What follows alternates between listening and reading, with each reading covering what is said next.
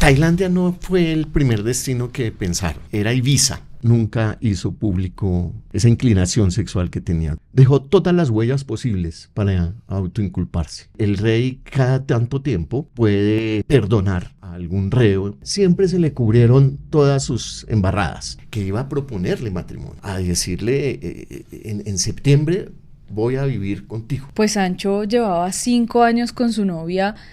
¿Y qué pasaba con Edwin? ¿Él sabía de esta relación? Es una historia de engaño de principio a fin. Pues él es chef. ¿Por qué no va a comprar cuchillos de carnicero? ¿Por qué no va a comprar una tabla de picar? Entre coco y coco vas olvidando al médico. Que en esas bolsas está la pelvis de Edwin. En la basura, en el contenedor, que estaba apenas a unos escasos metros de donde había cometido el acto. Realmente lo que sigue es un guión de los abogados. Esta persona no puede estar en mi vida ni en la vida. ¿Por qué cometió esto? ¿Por qué le hizo esto a Edwin? Yo, ¿cómo le explico a Laura que cuando le dije que estaba en tal parte realmente estaba con este amigo?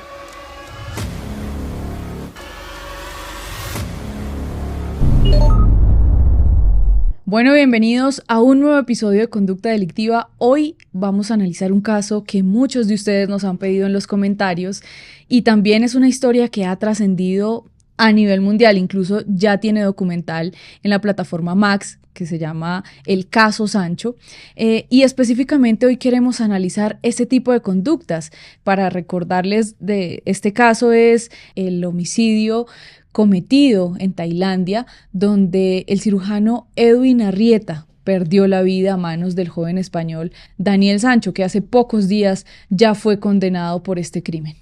Sí, y para hablar de este caso, analizarlo, tenemos a el magíster en criminología y victimología, el doctor Hernán Bueno, que se ha dado a esta tarea de analizar punto a punto desde incluso la vida personal de estas dos personas involucradas en este crimen y también sus entornos, qué pasó en ese viaje a Tailandia. Doctor, mil gracias por aceptar nuestra invitación. Kevin, muchísimas gracias a ti, Michelle, por la invitación. Estoy encantado de poder participar en este análisis, en este episodio tan esperado, porque creo que a nivel de producción seria en Colombia se ha hablado muy poco y es hora de que el público se entere de pormenores y sobre todo de análisis que la prensa normalmente no ha establecido.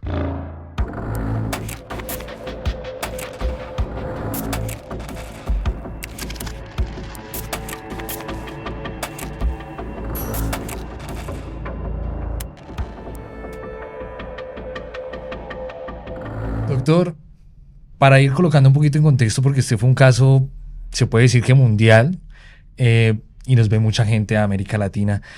¿Quién era Edwin Arrieta, ese cirujano colombiano del que tanto se habló? Pero, ¿qué pasaba? ¿Qué análisis tiene usted de su origen? Edwin es esa figura que se dibuja bastante en nuestro país de una persona pujante, de una persona que quiere salir adelante en un contexto que a veces puede resultar adverso.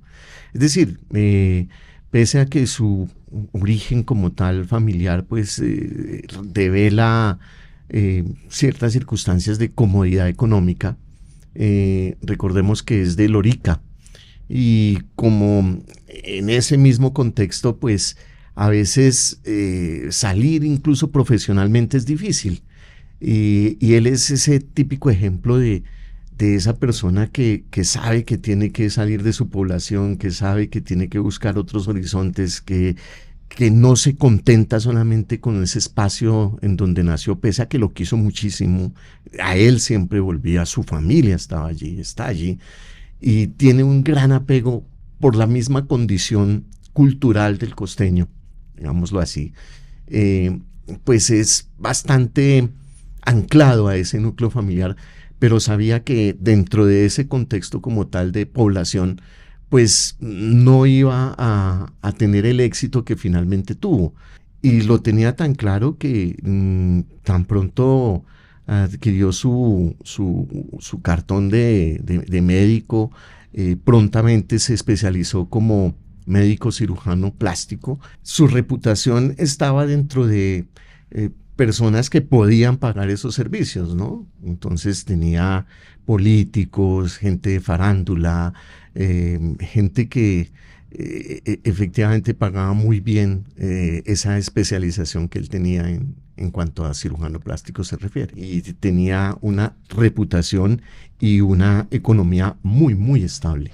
Sí, de hecho, eso, pues según versiones de la hermana, le permitía hacer viajes internacionales muy frecuentemente, ¿no? Cada 2 o 3 meses él estaba visitando otros países. Tanto así que tenía un segundo consultorio, además de aquí en Bogotá, en la costa, tenía uno en particular en Chile, y desde allí también se movía a países allí cercanos, Uruguay, lo llamaban muchísimo en Argentina.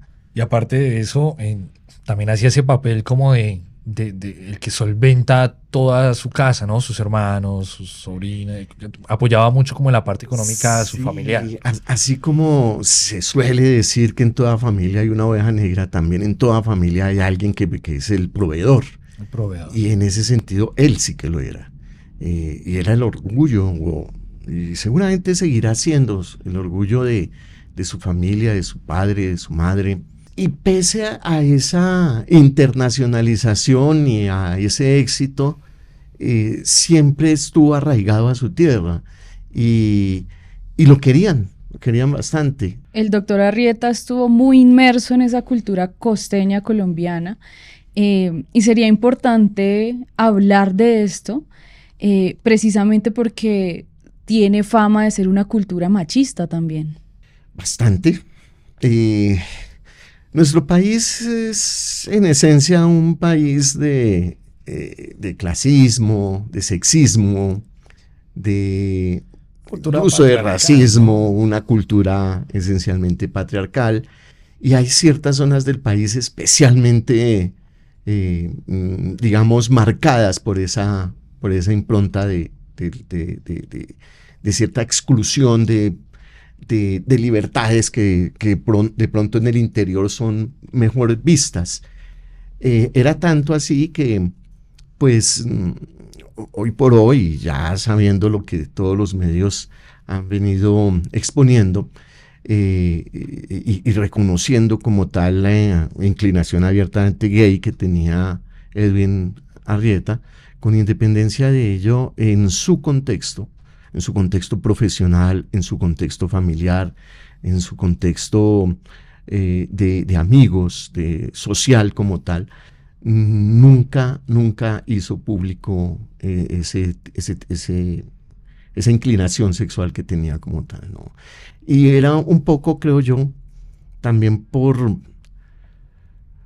una especie de deuda, de respeto que se le debía a los mayores y a sus padres en particular. Creo que ahí la cuestión cultural es especialmente marcada. Aunque Edwin no tenía una relación amorosa con nadie, pues pública, pero sí nos damos cuenta que tenía una relación muy estrecha con sus amistades, con sus amigas y con su núcleo familiar, ¿no? Con su hermana hablaban todos los días, con sus papás. Era un tipo muy dado a su familia. Sí, precisamente él estaba muy pendiente, no solo de su familia, sino de sus amigas, y por eso es que inician esa búsqueda en Tailandia, como pues lo han mostrado en el caso Sancho, el nuevo documental disponible en Max, que ustedes ya pueden ir a verlo para averiguar los pormenores de este caso. Y ahí también se nota que era muy buen amigo, porque ellas incluso le planeaban los viajes, estaban como muy al alcance de él. Eso hace eco de lo que hace un momento comentaba, ¿no? De cómo siempre se caracterizó en su pueblo y en su contexto como una persona cálida, cercana, como alguien de fiar, alguien de confiar, alguien que escuchaba. Por ahí he oído bastante anécdota respecto a que era muy buen amigo y generoso, que precisamente esa generosidad fue la que probablemente le entendió mal Daniel y fue a explotarlo. O termina enredando esa o termina generación. enredándolo. Es muy curioso, un hombre tan preparado, tan exitoso profesionalmente, con una tranquilidad financiera, una estabilidad en ese sentido, eh, que, que su talón de Aquiles fuera precisamente esa parte afectiva, y por esa misma generosidad y con independencia de su éxito profesional, fuera a enredarse de esa manera por el simple hecho de enamorarse, de haber tenido el infortunio de pronto de no fijarse bien en cuál era ese sujeto de amor que había escogido, ¿no? Y, y aquí esta sí es una mirada de pronto muy, muy, muy personal, y es la soledad de Edwin, porque el hecho de uno no poder contar con alguien quién es realmente uno, o qué quiere uno, o qué le duele a uno, qué angustia realmente tiene uno, eso genera una inmensa soledad. Y esa soledad quizás es la que le hace buscar tan ansiosamente aprobación de la única persona que realmente lo conoce como él Como es. es. Como él es. Conocía su secreto más Íntimo, grande, más íntimo. personal. Exactamente. Y eso lo hace que de una u otra manera derrochara no solamente amor, sino derrochara en todas sus No bondades. escatimó absolutamente nada. Nada, ni tiempo, ni energía, ni pensamiento, ni dinero, mucho menos. Y por el otro lado tenemos el otro perfil, el que trató de aprovecharse de esa situación que estaba viviendo Edwin, y es Daniel Sancho. Doctor, ¿cómo creció este tipo? ¿Cuál era su cultura, su entorno? Sabemos que era hijo de un reconocido actor, pero también se sabe algo, hay unos tintes por ahí que como que no fue criado precisamente por sus padres. ¿Qué se conoce de él? De Daniel nos llegan muchas historias. De hecho, él es... eh, lo pueden buscar en muchos escenarios de la red. Hacía ciertos programas sobre cocina. Él era chef. Y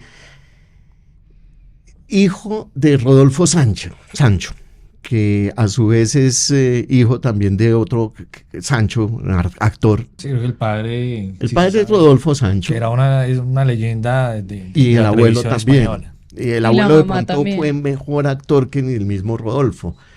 Rodolfo Sancho, pues, sí, es un actor más conocido en España que fuera de allí. No es ningún Antonio Banderas, nunca ha ganado un Oscar, pero sí tiene mucho poder mediático, llamémoslo así, y manejan un poder adquisitivo económico grande. Silvia, la primera esposa de Rodolfo, con ella es que tiene a Daniel. Luego se separan, y el contexto antes de esa separación y la vida de Daniel en el seno de Silvia y Rodolfo, pues es una vida de lujos, es una vida del jet set, es una vida donde con frecuencia Rodolfo lo invitaba a sus espacios de grabación, muy seguramente le presentaba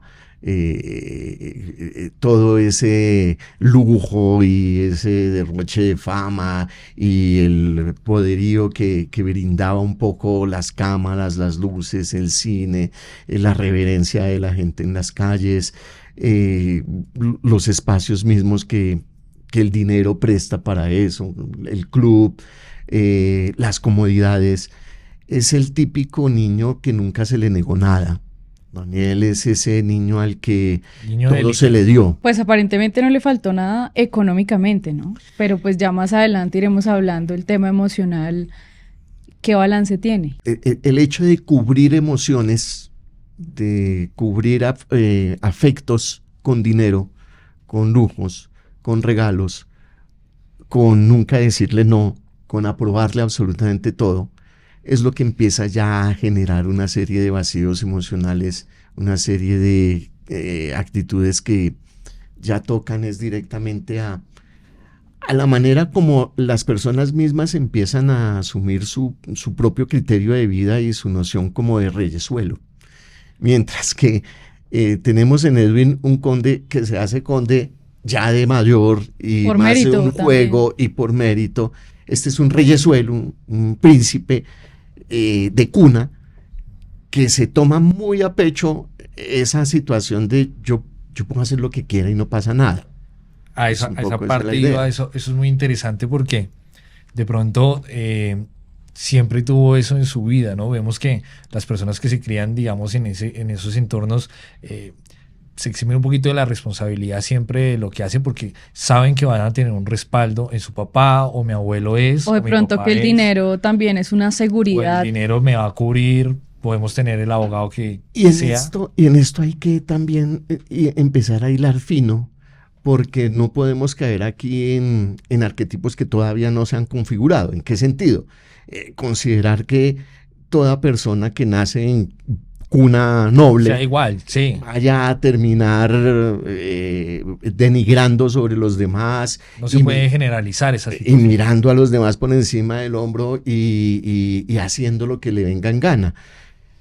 Porque a veces esa es un poco la tendencia, ¿no? De considerar esa familia está creando un criminal.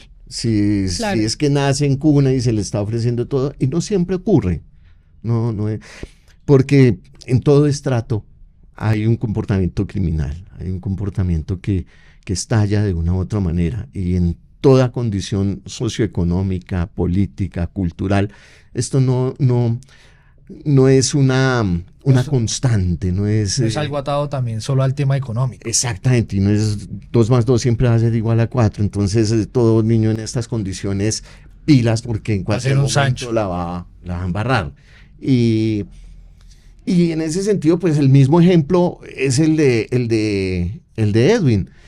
Porque si bien nace en ese contexto cultural de Lorica y se hace a pulso, de todas maneras sí tenía un respaldo familiar y es una familia pues con ciertos privilegios dentro de Lorica y no es pues una familia La más situación precaria. una situación en donde él fue el único que... No, y sin embargo pues las condiciones son bien distintas y lo que hace Edwin en su contexto es bien distinto a lo que termina haciendo Daniel, ¿no?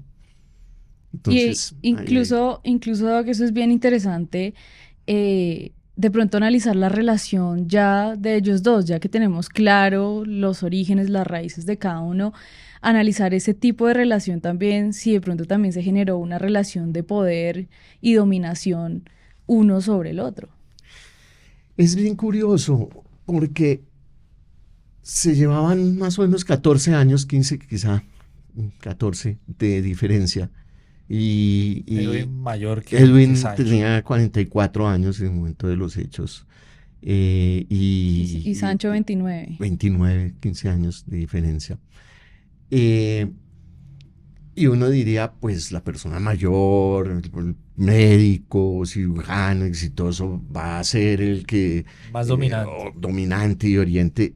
Y terminó lo contrario, que allí parece que la figura dominante, quien hacía la parte más de amo frente a tomar decisiones y a llevar como la batuta de la relación, pues fue curiosamente Daniel, el menor.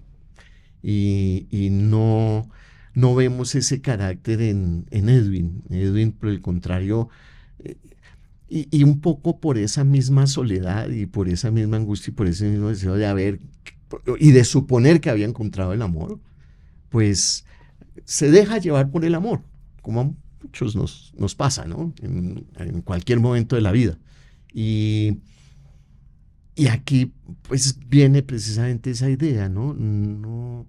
No se necesita ni el éxito, ni la economía, ni la estabilidad financiera, ni el reconocimiento social para uno ser o una persona canalla o un héroe o un villano o un victimario o una víctima.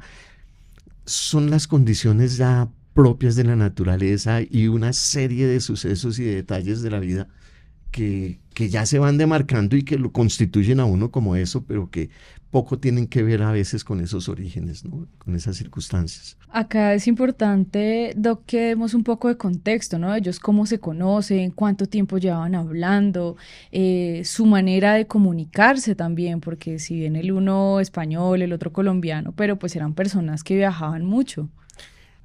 De la nada, de un me encanta, de un clic, de un me gusta, de un comentario sobre una fotografía, y cómo a partir de allí empieza un discurso, porque así fue como se conocieron Edwin y Daniel, a través de Instagram, comentándose fotos.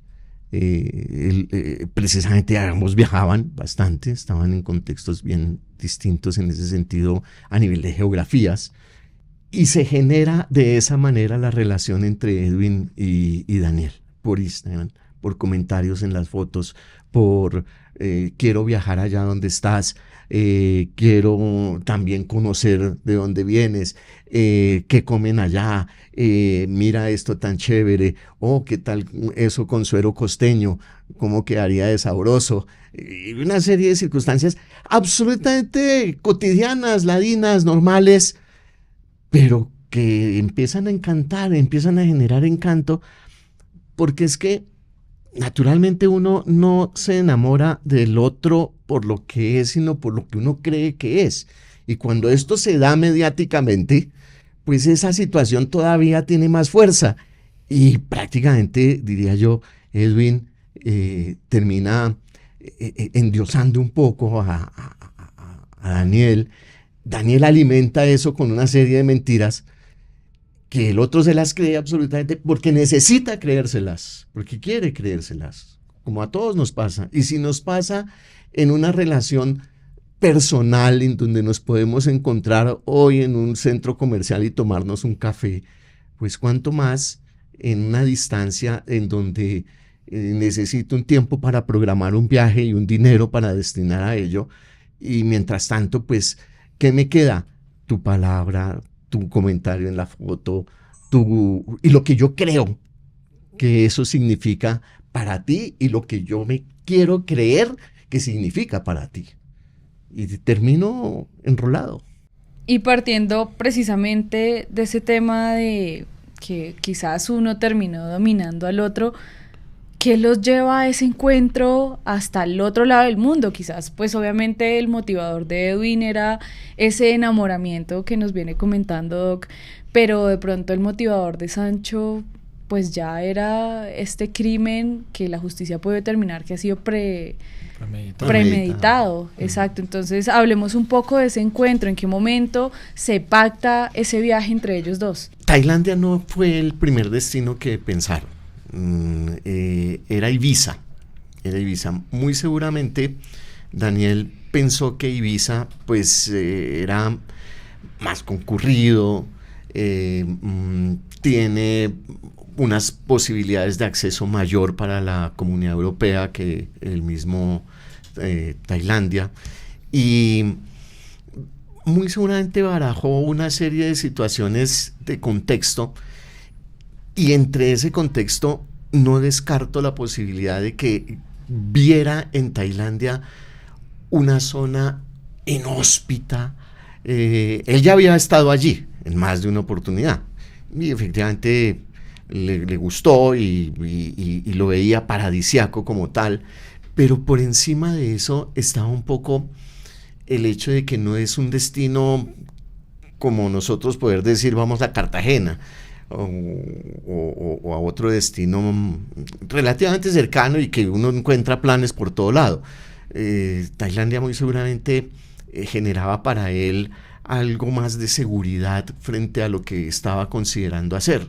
¿Será que él pensó que de pronto el sistema judicial de Tailandia no era tan efectivo como el europeo? El sistema judicial, el sistema policivo como tal, la seguridad como tal, el reconocimiento que pudieran hacer de un evento criminal, seguramente él lo consideró que hay una posición muy personal para tratar de entender Hernán Bueno, entender un poco por qué Daniel asume ese destino como el elegible para cometer un acto como el que cometió, es considerar Tailandia tercermundista. Esos países orientales, eso nadie se va a dar cuenta. Un idioma tan difícil y unas circunstancias que va a pasar desapercibido. Esto nadie se va a dar cuenta. El crimen perfecto. Ibiza para él representaba más reto, muy seguramente. Y pensaría de pronto en una condición judicial de más seguridad, de mayor vigilancia, de más seguimiento, de dificultades de pronto de desplazamiento, que mejor que hacerlo en una isla pequeña, paradisiaca, a la que pues no va todo el mundo, con ciertas exclusividades. Edwin, mejor vayámonos a Tailandia. Además es muy curioso porque en Tailandia,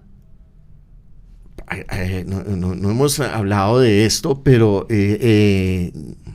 Daniel tenía novia, Laura, y ya había estado allí con Laura. De hecho, allí fue donde quiso anunciar que como tal, un gesto propio de esa condición económica privilegiada en la que estaba.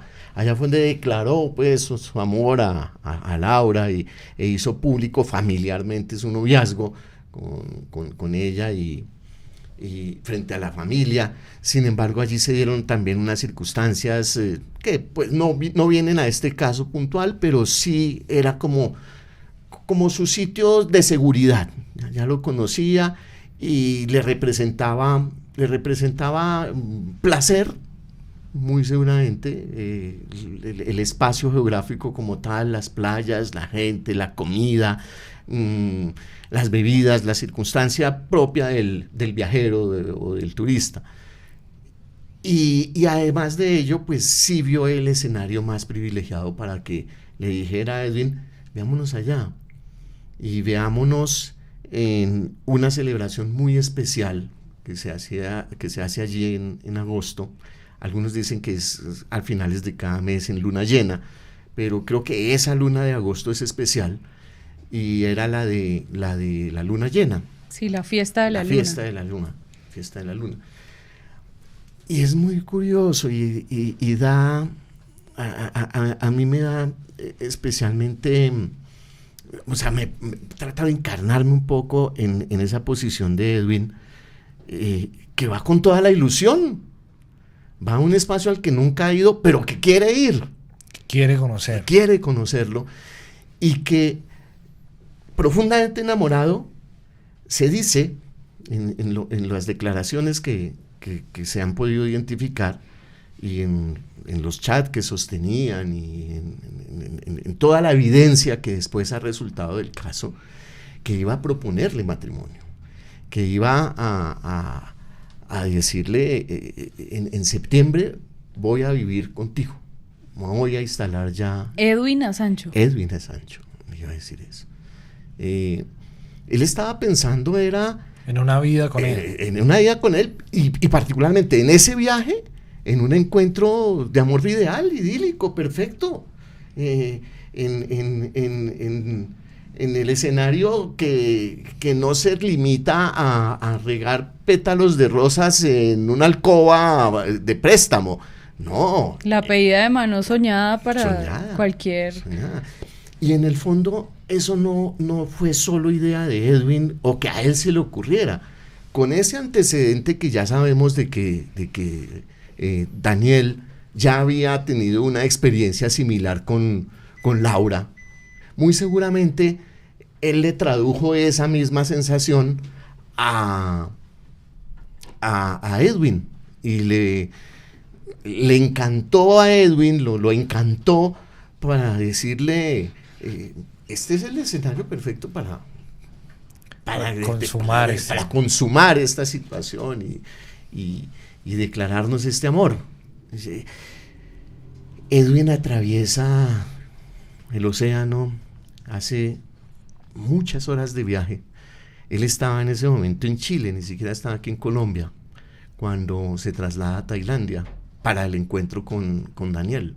Doc, pero eso que usted acaba de comentar es muy novedoso, es muy curioso porque pues Sancho llevaba 5 años con su novia y ¿qué pasaba con Edwin? ¿Él sabía de esta relación? No creo, porque pues precisamente parte de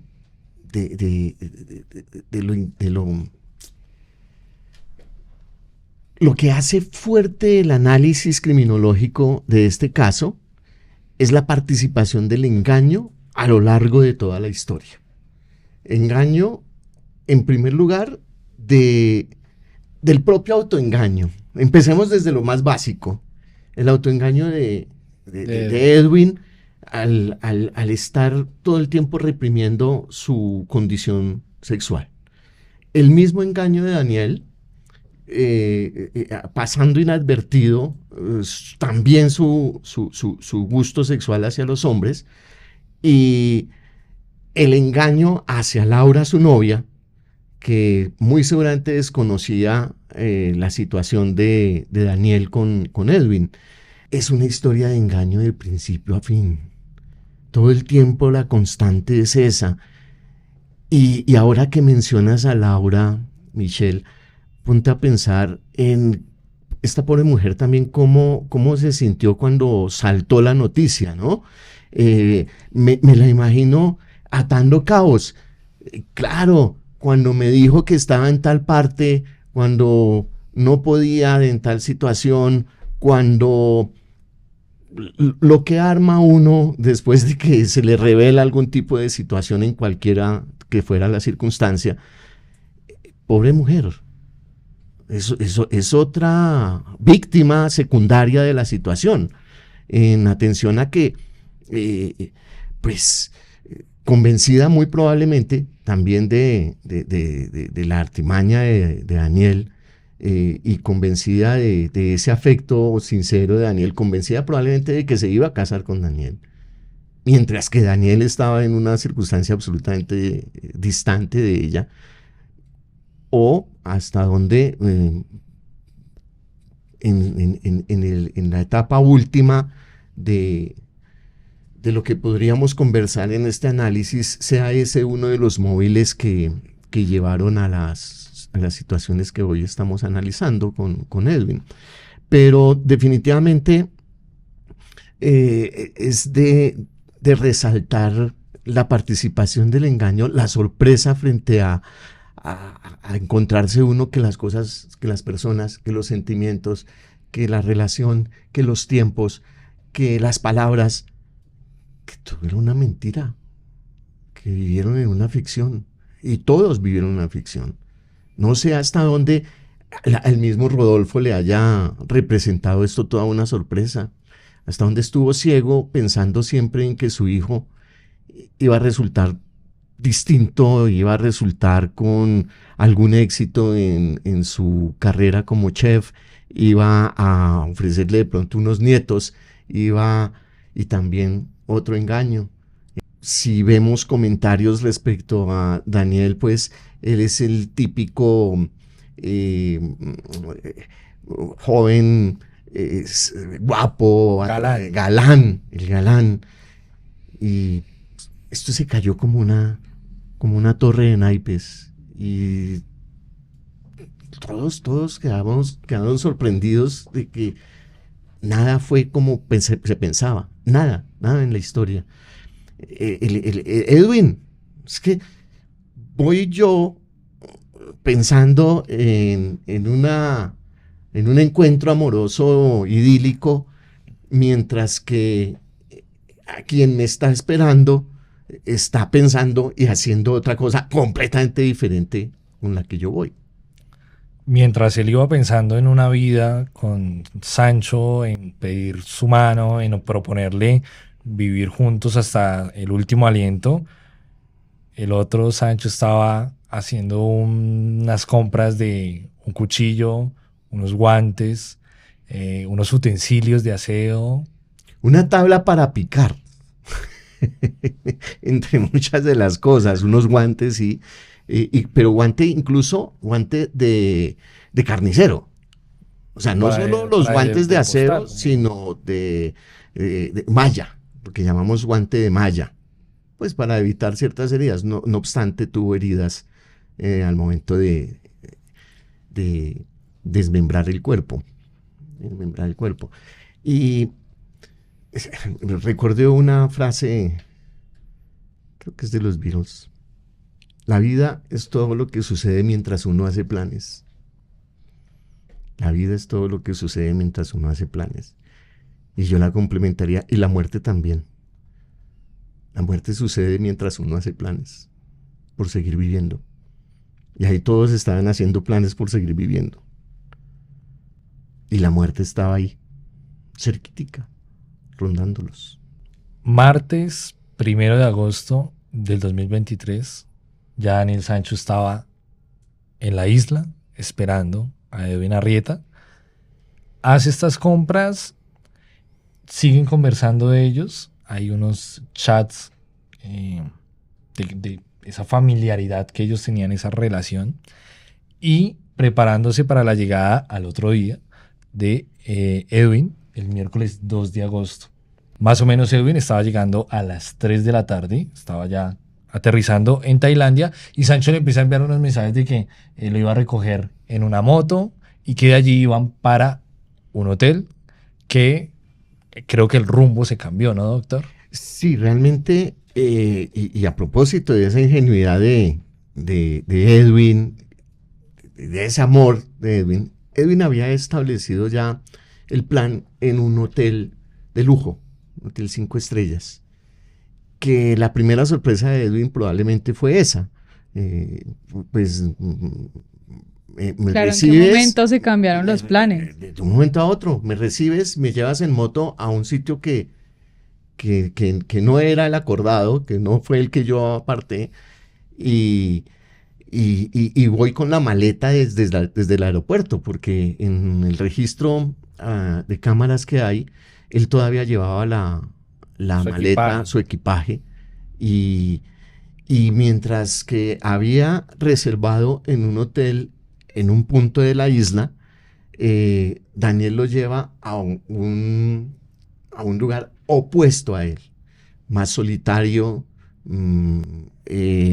más apartado, con una discreción mayor. Realmente no era un hotel, es una especie de sitio de cabañas, no era un lugar en donde al lado estaba el otro hospedado, o arriba o abajo, sino era una cabañita aislada que le permitiera precisamente mayor intimidad para lo que estaba pensando, que era pues matar a Edwin. Después de que pues ya se genera este encuentro entre ellos dos, Edwin accede pronto a cambiar el rumbo de los planes. Han salido a la luz las pruebas que utilizó la justicia tailandesa, y uno de ellos es cómo la reconstrucción de los hechos, de lo que sucedió. ¿Qué ha podido usted conocer respecto a esos hechos que realmente llevaron a pues acabar con la vida de Edwin? La reconstrucción de los hechos que hace la policía es el ideal para un policía. ¿En qué sentido? En que fue tan torpe el comportamiento de Daniel que a lo largo de su plan dejó todas las huellas posibles para autoinculparse.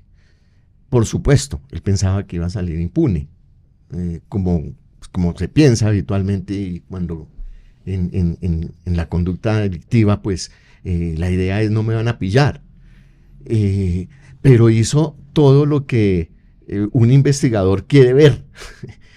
Primero, el registro audiovisual como tal. Segundo, las pruebas de compra de ciertos artículos que se decía, pues él es chef, ¿por qué no va a comprar cuchillos de carnicero? ¿Por qué no va a comprar una tabla de picar? Bueno, y la comida. Si iba a cocinar, si iba a cocinarle algo a Edwin, ¿y la comida? No compró un vegetal, no compró una Nada. pasta, una proteína, no compró nada. Un pollo, que era lo que iba supuestamente a descuartizar con esos cuchillos. Nada. Entonces, en la trazabilidad ya propia de la investigación, los investigadores se encuentran primero con toda la línea del tiempo casi que en detalle.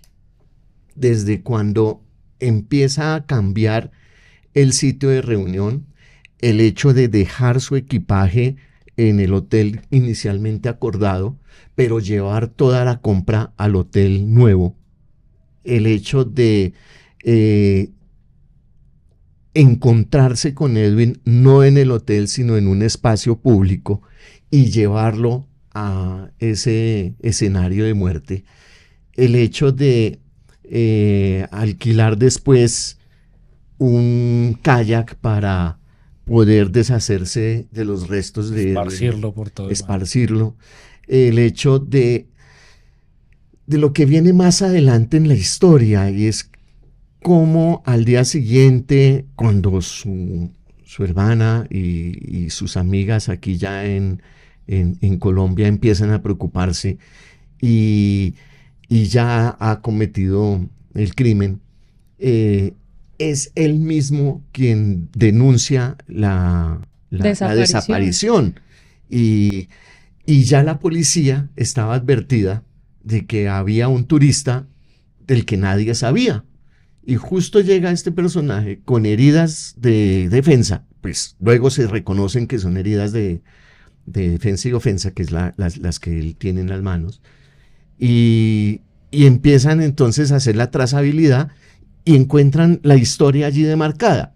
Y como si fuera poco, en las primeras declaraciones, el mismo Daniel expone al dedillo, un lujo de detalles, cómo fue que cometió el acto. O sea que es difícil dar inclusive una ya diferente. En un momento iremos para allá, les iremos contando el análisis más a grosso modo de esa conducta, de por qué Daniel confiesa, de los detalles que da y las maneras también en que cometió el crimen. Pero acá me parece importante destacar que todo esto pasó muy rápido. O sea, Daniel llegó el lunes a la isla, el 31 de julio, el martes hace la compra de los utensilios, el miércoles recibe a Edwin y ya comete el homicidio. Y ese miércoles también es la última vez que los familiares y amigos hablaron con Edwin desde acá, desde Colombia. Es la última vez que ellos tienen contacto con él. Y ya es el jueves propiamente donde la hermana de Edwin, en medio de su desespero por no saber nada de su hermano, comienza a escribirle y al no obtener respuesta, pero ver que los mensajes sí llegaban, decide contactar a Sancho. De hecho, esos chats los revelaron en el documental del caso Sancho en Max, en la plataforma Max, donde se ve esa comunicación que él tiene con la familiar, con Darlene, la hermana de Edwin, incluso también con las amigas. Las amigas, y de la forma en que también se siente incluso un poquito presionado para ir a la policía y decir, no, es que estoy buscando un compañero. Y la respuesta también que la pueden ver allí, como él les dice tranquilamente, no lo encuentro. Estábamos haciendo X cosa y no aparece, se me perdió. Sí, incluso él también justifica como, no, es que nos comimos unos hongos alucinógenos y se me perdió, no volví a saber de él, como con una frescura también, después de todo lo que había hecho, incluso la noche anterior, que era cuando ya había empezado a repartir las partes del cuerpo de Edwin. Hay un momento donde todo criminal, toda persona que ha cometido un homicidio, Eh, y esto es además un lugar común, ¿no? Decir, el culpable siempre vuelve a la escena del crimen. ¿No? Y es un lugar común porque a veces es en sentido figurado. Y este es el sentido plenamente figurativo de esa sentencia de que todo criminal vuelve a la escena del crimen. Esa es una manera en la que él volvió a la escena del crimen. Y es también revelador de su soberbia, es decir, de su arrogancia.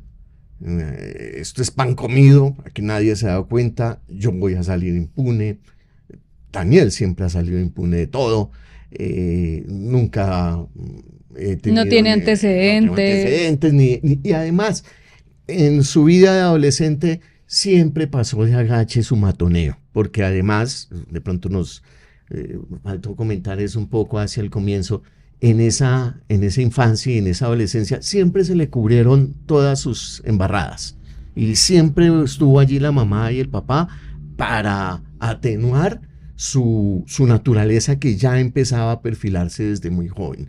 Total que aquí la vemos ya en pleno derroche. Esplendor. Y es en pleno esplendor. Y es, ¿quién se va a dar cuenta? Yo voy a ir y voy a decir que se perdió. Cualquier cuento, y al cabo estoy aquí en Tailandia. Que quede la constancia, no, yo denuncié. ¿No? Y llamar a la hermana de Edwin y decirle, preocupado. Yo ya cumplí con ir a la policía y ya dije que se perdió. Sí, yo soy un buen amigo, o sea, yo no lo voy a dejar ahí de que nadie sepa. Y como dentro de poco tengo que regresarme a España, pues dejo el denuncio puesto y chao, no pasa nada. Doc, acá se me hace algo importante en que detenernos y es de pronto esta conducta denota como, bueno, él de pronto le importará a la familia, ¿sí? Como viéndolos por encima del hombro, como ¿quiénes son ellos? Pues igual uno más, uno menos. O no se puede ver de esa manera. Es que la actitud de él todo el tiempo denota esa soberbia y esa superioridad. Desde el mismo hecho, como lo citábamos hace un momento, del lugar que escoge, ¿no? Es un desdeño por lo desconocido. Entonces, lo que no conozco, lo que no me es familiar, está por debajo de mí. El mismo Edwin está por debajo de mí. Es un medicucho por allá de un país tercermundista, latinoamericano, un tal Colombia, costeñito ahí. ¿Quién va a reparar en él aquí en Tailandia? Y Tailandia misma, ¿no? Aquí, ¿qué investigación judicial? ¿Qué FBI va a haber? ¿Qué investigación? ¿Qué grupo de investigación? Subestimó todas las circunstancias. Todo. Porque como él es por encima de todo, entonces, un poco esa arrogancia de hacer el denuncio, además de... Me imagino también que pudo haber cierta carga emocional de él, de adrenalina, de riesgo, de morbillo allí guardada, para que tomara tal actitud de decir, oiga, se perdió mi amigo, el que yo maté, pero ustedes no se van a dar cuenta, ustedes que van a saber, pero aquí estoy diciendo, se perdió, no sé de él, arrogante. Y se conoce después también, reparte a Edwin en diferentes lados y bolsas, y luego se va a limpiar la habitación. ¿Qué más hace ahí? ¿Qué más se ha sabido de lo que él hace en ese día? Él trata de limpiar la escena, pero en esa tarea de limpiar la escena y de deshacerse del cuerpo de Edwin, tarda muchas horas. Realmente tarda todo el resto de la noche. Le da al amanecer en esa tarea. Tanto así que se baña, se viste, ya nuevamente regresa al hotel que inicialmente estaba acordado y sale a comer algo, a tomar algo, ¿no? Incluso en ese mismo instante estaba hablando a la par con la familia de Edwin y las amigas acá en Colombia. mientras estaba con la mayor naturalidad tomando copas. Y toma unas fotos que son hasta digamos, desde la perspectiva de la ironía, ya tocan un sarcasmo bastante cruel, ¿no? Hay un afiche que publica en Instagram que traducido es más o menos como entre coco y coco, vas olvidando al médico. ¿Por qué? Porque es una bebida que se dice que te aparta del médico, o sea, no te puede curar y te alienta. Pero en ese contexto, después de lo que acaba de decir, publica eso. Toma mucho más fuerza. Por Dios. Por Dios. Incluso hay un comportamiento. Consciente o inconscientemente, el mensaje es tenebroso. Incluso hay un comportamiento unas horas antes de llegar a ese punto, y es cuando él sale a tirar las bolsas, pues alquila el kayak, se va mar adentro a botar las partes, pero hay específicamente 2 bolsas que deja en un basurero. Lo que me llama la atención es que en esas bolsas está la pelvis de Edwin. ¿Eso refiere a algún rasgo, alguna intención? ¿Fue algo que así lo escogió o fue algo al azar? Además que en las investigaciones que nosotros hemos hecho, hemos visto expedientes donde hay este tipo de conductas, de coger a una persona y hacer lo que hizo Sancho con Edwin. Pero nos llamaba mucho la atención que en este caso hay muchos más cortes de los que normalmente se ven. Hay mucha separación de miembros. ¿Por qué? ¿Hay algo en esta parte criminológica que pueda explicar el por qué él los separó de esa forma y por qué dejó la pelvis exactamente? Como a la vista, como lo que más fácil pueden encontrar. Eso tiene que ver mucho con la tipificación de la conducta de volver picadillo a alguien, de desaparecerlo. O sea, no es una cuestión tan al azar. En el contexto, por ejemplo, colombiano, el hecho de volver picadillo a alguien es desaparecerlo. Absolutamente, es arrasarlo, es que no existió nunca. Eliminarlo, absolutamente. En este ejemplo puntual de Daniel, al haber dejado la pelvis, podemos reconocer 2 aspectos puntuales. Uno, que pareciera un poco tonto y quizá anodino, pero tiene que ver, y es el cansancio. Deshacerse de un cuerpo no es una tarea sencilla, más en ese contexto, más cuando lleva toda la noche, es decir, el kayak era de remo, y remar en un mar que era esencialmente picado, según se cuenta, por precisamente la participación de la luna llena en ese momento.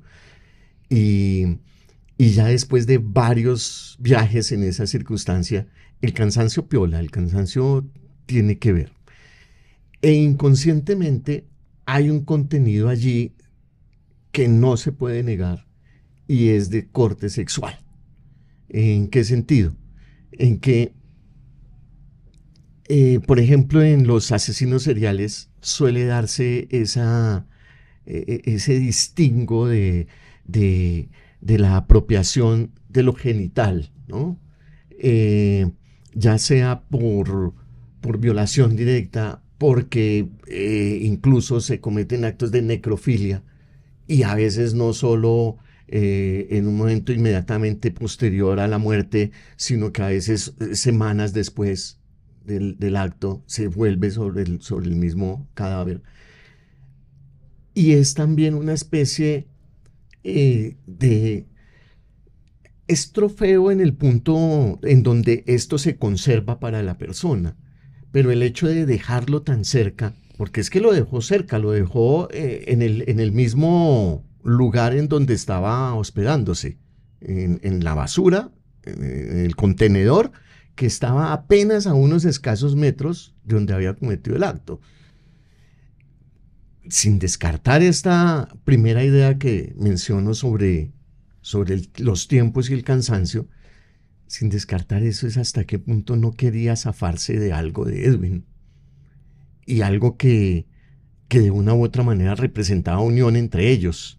Algo que de una u otra manera caracterizaba su vínculo. Y era a lo que precisamente él le daba mayor valor. Porque Edwin, cuando ve uno toda la trazabilidad del asunto, lo que representaba para Daniel era dinero, dinero, dinero y algo de sexo. De ahí para allá nada más. Entonces, ¿hasta qué punto puede uno demarcar simbólicamente que haya dejado la pelvis cerca? Pudo haber dejado una pierna, pudo haber dejado otro miembro, pero dejó fue la pelvis. Puede denotar en cierto sentido una especie de triunfo sobre el otro.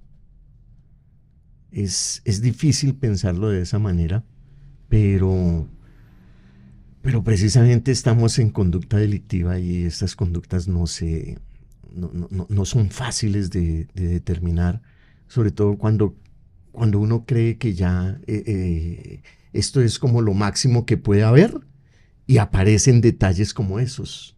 Y uno dice, aquí esto no fue al azar, tan al azar, ni fue solo cansancio.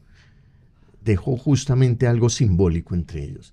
Incluso cuando Sancho va a donde las autoridades a decir, no, tengo un amigo que se extravió, ya estaban advertidas de que había un extranjero que no aparecía y también ya habían encontrado unos restos humanos en un basurero.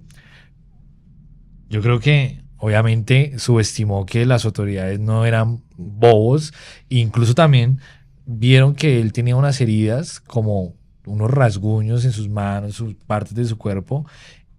Tampoco creo que, o no sé usted, doctor, ¿qué opina? ¿Será que habrá ido muy tranquilo o cuando ya fue a enfrentarse allá y fue a decir, venga, no aparece mi amigo, de pronto ya sí no estaba como en la misma tónica en la que le habló a las amigas y a la hermana de Arrieta? No, él iba con toda la tranquilidad del mundo, convencido en que iba a hacer una declaración de ausencia, de pérdida, de no hallazgo, de extravío, cualquiera que haya sido la categoría que haya pensado de su amigo, y que ya, que dejaba una declaración y precisamente esa declaración lo eximía a él de cualquier tipo de responsabilidad, porque casi que aseguraba de que no tenía nada que ver en la desaparición de su amigo. Iba absolutamente convencido de que esto no tardaría probablemente algunos minutos, unos 15, quizá 20, 30 minutos máximo, y chao. Incluso esas heridas son las que lo hacen ser el principal o el primer sospechoso de la desaparición de Edwin, porque con las horas las autoridades ya se dan cuenta que ese cuerpo que habían encontrado en el basurero pues ya pertenecía al colombiano, y es allí cuando ya deciden darle esa retención dentro de la cárcel preventiva a Sancho, y le dicen, oiga, hay un video donde se ve que usted fue el último que estuvo con él en vida, hay otro video donde usted está comprando unos utensilios, y es ya cuando Sancho se ve acorralado y confiesa. Él lo llevan a reconstruir los hechos y tiene un comportamiento particular. Hace como los rasgos, los gestos, las posturas, todo lo que aparentemente hizo con Edwin. ¿Eso a qué comportamiento corresponde, Doc? Sí, él llega con ese comportamiento que tiene dos etapas. Una, esa arrogancia y esa prepotencia con la que llega a denunciar, convencido en que se iba a ir. Se ve apocada cuando las autoridades le dicen, usted no va para ningún lado, lo que tú acabas de detallar, usted se queda acá y no vuelve a salir. Desde ese instante no pierde libertad, pierde derechos civiles. Ahí empieza a preocuparse. Luego, cuando le manifiestan las pruebas y lo llevan al lugar de los hechos, a la reconstrucción, vuelve nuevamente a, a posicionarse de esa misma arrogancia con la que inicialmente llegó. Entonces es como un bajoncito que tiene allí de angustia, porque no, ¿cómo no van a dejar salir? Pero luego cuando le dan la oportunidad de la reconstrucción de los hechos, vuelve a empoderar ese narcisismo. Estamos frente a un narcisista puro. Es decir, además de esa soberbia que lo ha acompañado a todo lo largo del suceso, tiene la oportunidad inmensa de poder demostrar que esto no va a quedar oculto y puedo, como un niño feliz, manifestar qué fue lo que detalle a detalle pasó. Es una actitud casi infantil y ahí demuestra precisamente una enorme torpeza, sí, pero a la vez una adrenalina, un gusto casi sádico, diría yo, porque le hace revivir paso a paso lo que sintió en el proceso que lo llevó hasta el homicidio. Y al revivir eso, vuelve a sentir la misma adrenalina, probablemente, que experimentó en el momento mismo en que estaba cometiendo los diversos actos. Entonces, con lo que nos encontramos es con la oportunidad feliz de que el mundo se dé cuenta, o por lo menos en ese momento de que estos investigadores se den cuenta de qué hice, de cómo lo hice, del detalle. Yo que pensaba que esto iba a quedar solo para mí, qué emoción, venga les cuento, y lo golpeé así, y se cayó de esta manera, y hace la escenificación, y se cae a la cama, y pide a uno de los investigadores que le suelten las esposas para hacer el gesto puntual de cómo lo agarró, de cuál fue el golpe, de dónde le golpeó. El investigador, para tener mayor registro, le dice, aquí, no, aquí. Y entonces y hace incluso la onomatopeya. Y ¡puf! ¡puf! O sea, era un niño contando cómo le fue en el paseo. Era un niño revelando los detalles de algo que creía que nadie lo iba a notar y que pesar, pero mejor me quedo callado, pero me dan la oportunidad de decirlo y lo quiero decir con lujo de detalles y lo gozo diciéndolo. Es increíble esa actitud. Torpe nos parece, los abogados la censuran totalmente de parte y parte, le censuran a Daniel haber sido tan ingenuo de dar tanto detalle y le censuran a la policía que él hubiese hecho esas declaraciones sin la presencia de un abogado. Pero ¿y él feliz? Me imagino que también era la oportunidad por primera vez en su vida de ser protagonista. De ser el protagonista de la historia. De no ser el hijo de, sino ser él. De no ser el segundón.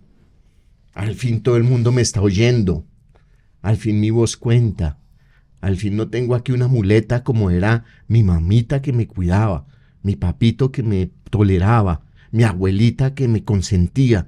Estoy empoderado, ya soy un adulto. ¿Era esa oportunidad?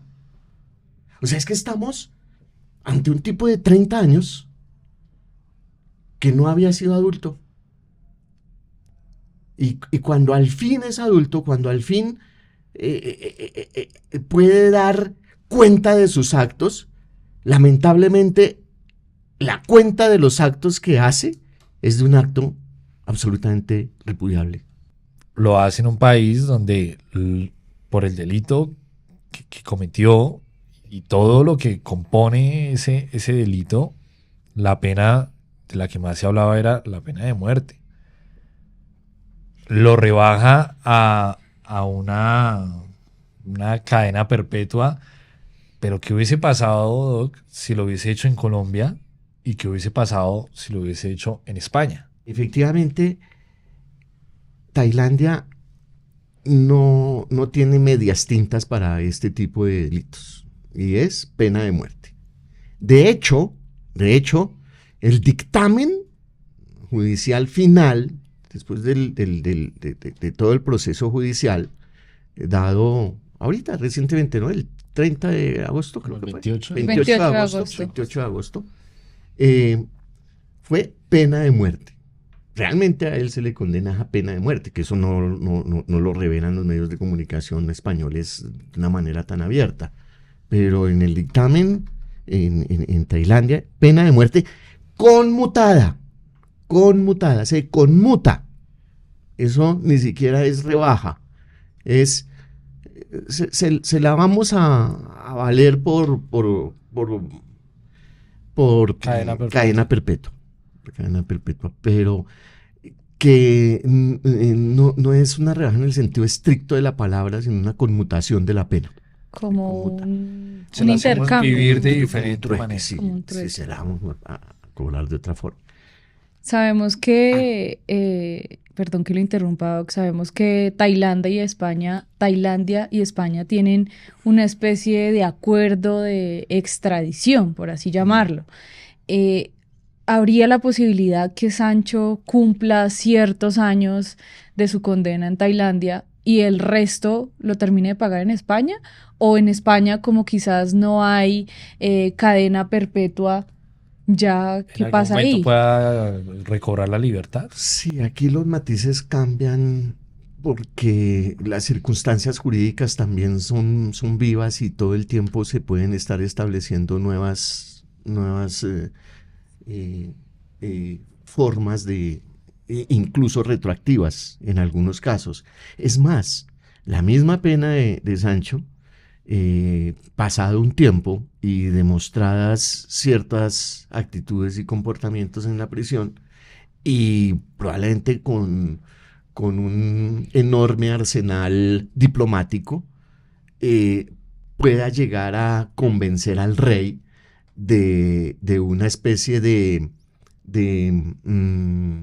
absolución real, así se llama.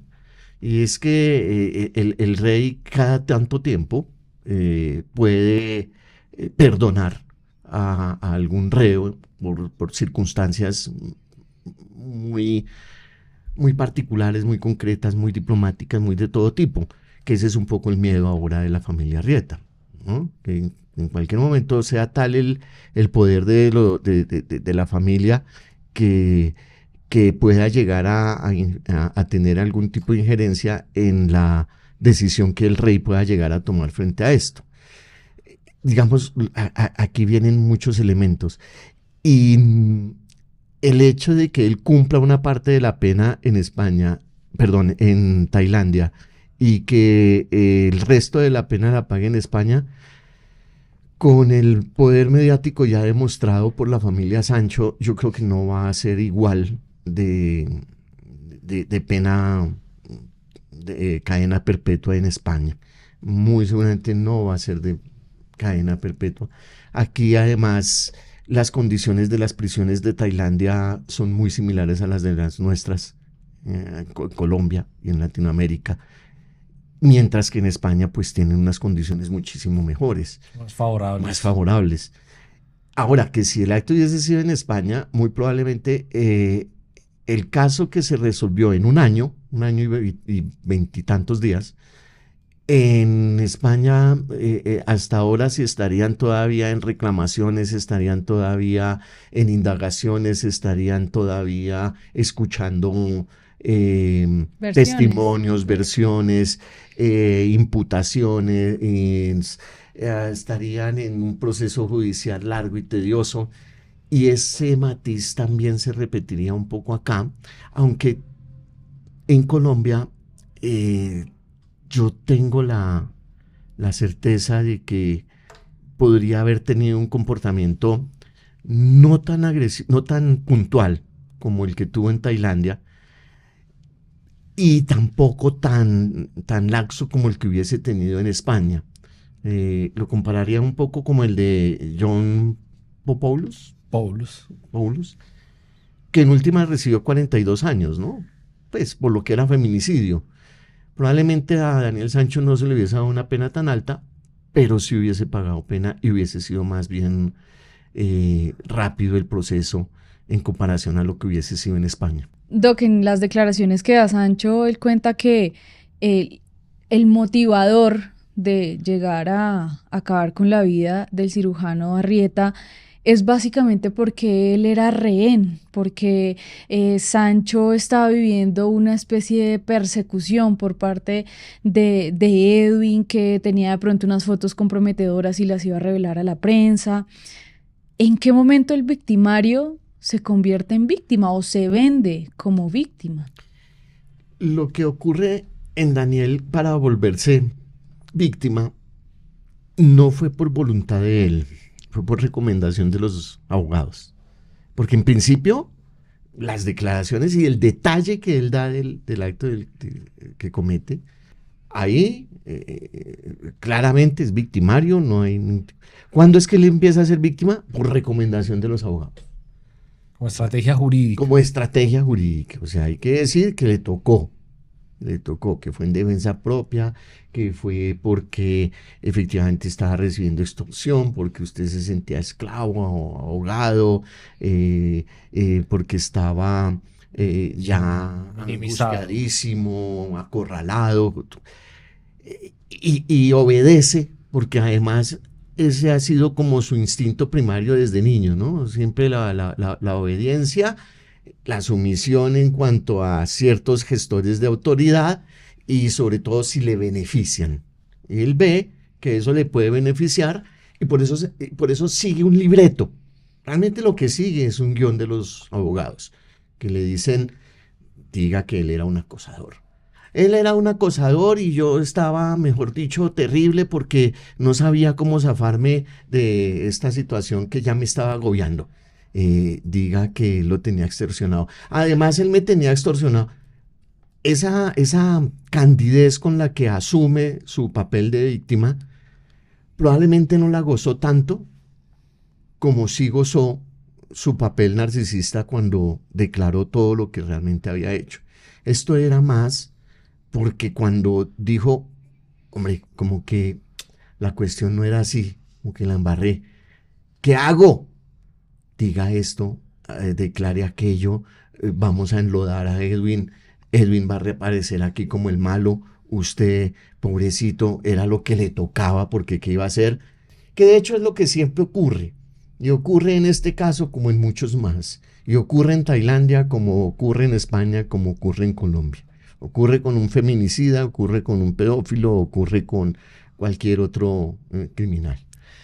Incluso es muy interesante esa parte porque en el documental El caso Sancho, que está en Max, en la plataforma Max, se devela un poco esa relación que él tiene con el papá, que no es una relación muy cercana, pero prácticamente es el papá, y cuenta prácticamente cómo va a lanzarle ese salvavidas, ¿no? Como, bueno, sí, no sabía nada de lo que estaba pasando en tu vida, pero ya la embarraste, acá está tu papá y voy a mirar de qué manera te rescato.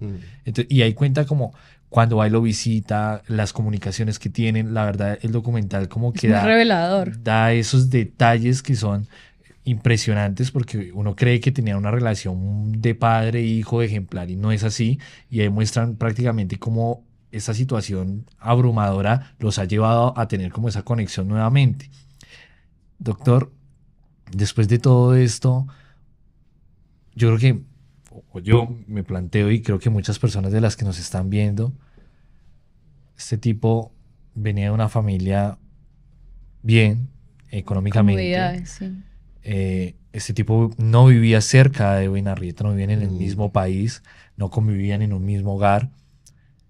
¿Por qué cometió esto? ¿Por qué le hizo esto a Edwin? Si se podía resumir a bloquearlo, se podía resumir a no volverle a contestar las llamadas, se podía resumir a desaparecerse fácilmente. ¿Por qué lo cita al otro lado del mundo? ¿Por qué daña su vida siendo tan joven?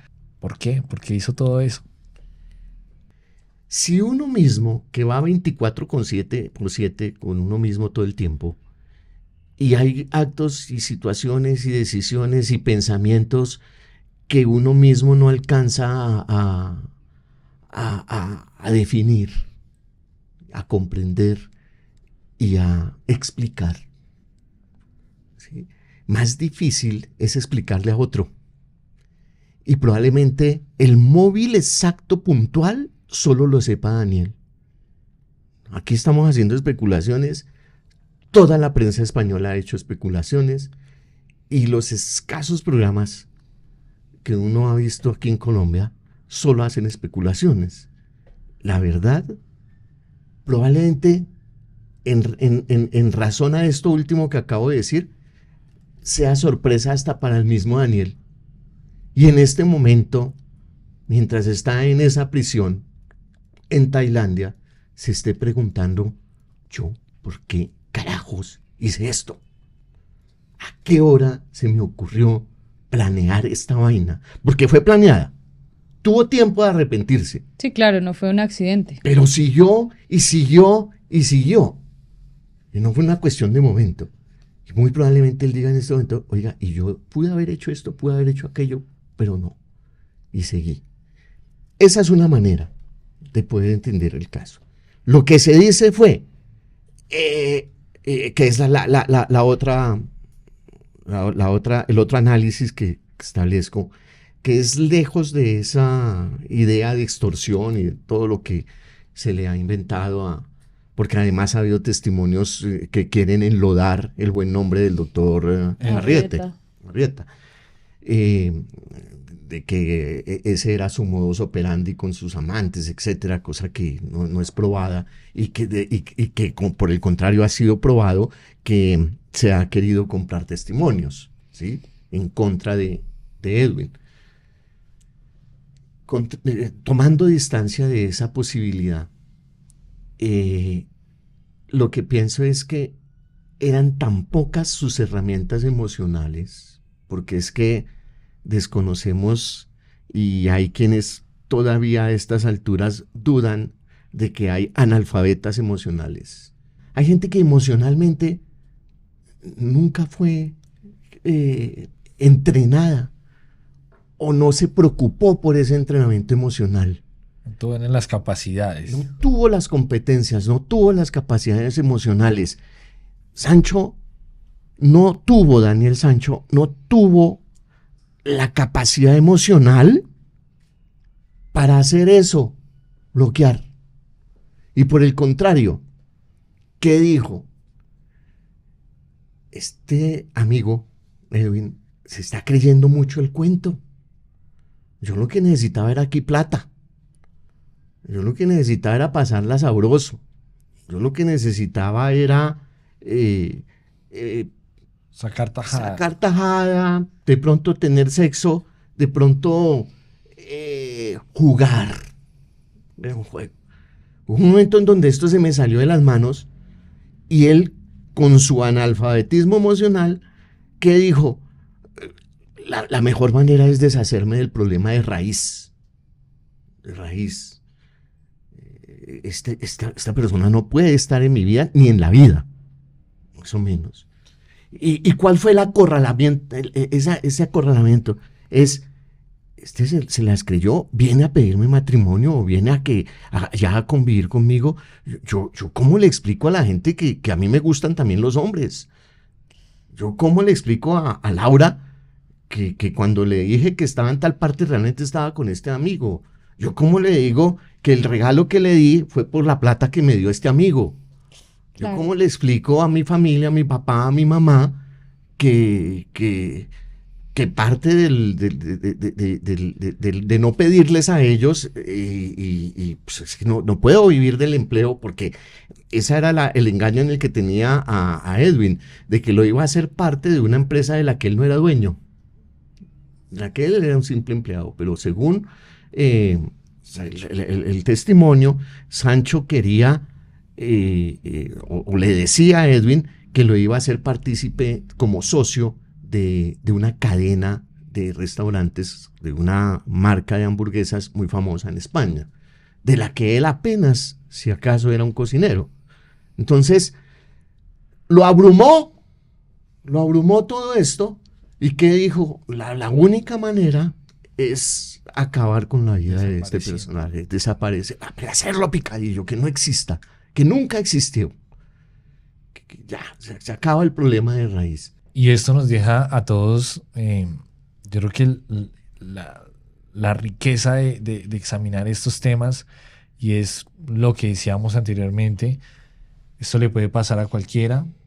Incluso en el documental del caso Sancho también denota cómo una decisión puede afectar tanto a una familia, y no solamente la de Sancho, sino Edwin, en ese amor incontrolado y en ese, incluso en ese buen gesto que tenía hacia Sancho, cómo también terminó su familia desamparada, con un dolor incalculable, del que sin duda va a ser muy difícil que se reponga su entorno familiar. Gracias, doctor, por haber participado en este capítulo tan interesante, y la verdad que muy provechoso hablar de este tipo de temas, porque como lo decíamos anteriormente, nos puede pasar a cualquiera, puede pasar a un familiar, y definitivamente que en la medida que analicemos estos casos se pueden prevenir esas situaciones. De pronto alguna persona que uno vea que está pasando por lo mismo le puede, aunque sea, dar un buen consejo y decir, venga, que esto nos puede pasar a todos. De pronto es un impulso, claro, de pronto ni siquiera es una condición psiquiátrica, sino es nada más un impulso. Una mala decisión que termine con la vida de otra persona. Yo les agradezco muchísimo la invitación, entre otras cosas porque pues conozco el canal de ustedes y veo el tratamiento que dan sobre los temas, y me parece que hace falta programas como estos, faltan emisiones con este carácter, en donde, lejos del amarillismo, lejos del morbo, lejos de una situación de aprovechamiento sobre el dolor ajeno, estamos generando conciencia sobre la comunidad, estamos tratando de alertar a la sociedad y a decirles, es la humanidad, y como humanidad tenemos que estar alertas, y alertas no solo frente al otro, porque es que en temas de seguridad siempre nos dice, cuídense, no anden por calles solitarias, ojo con las horas de la noche, ojo con ciertos lugares, no reciba de desconocidos, siempre hacia afuera, pero nunca nos dicen, cuídate de ti, revísate, examínate, porque el primer enemigo es uno mismo, el primero en hacerse las zancadillas es uno mismo. Este programa alerta sobre esas condiciones de que si te sientes que la única solución probable para que esa persona te deje de molestar es que no esté, hay otras maneras diferentes a que no esté físicamente, hay otras maneras para que resolvamos la situación, que no sea acabando una vida. Sobre todo por lo que tú dices, que es que no es una vida. Aquí todos perdieron. Todos. Ganaron plata el sistema judicial, los abogados. De resto, todos perdieron. Perdió la familia de Sancho. Perdió la familia Arrieta. Perdió Colombia. Perdió España. Perdió reputación el mismo Tailandia. Así es, doctor. Muchas gracias por haber aceptado esta invitación, y a todos ustedes, gracias por haber llegado hasta el final de este episodio. Recuerden suscribirse, también pueden escucharnos a través de Spotify, y también les queremos hacer una invitación para que vayan y vean el documental del caso Sancho en la plataforma Max, que ya está disponible. Déjenos aquí sus comentarios, lo que piensan, lo que lograron también analizar de este documental, y esto fue un capítulo más de Conducta Delictiva.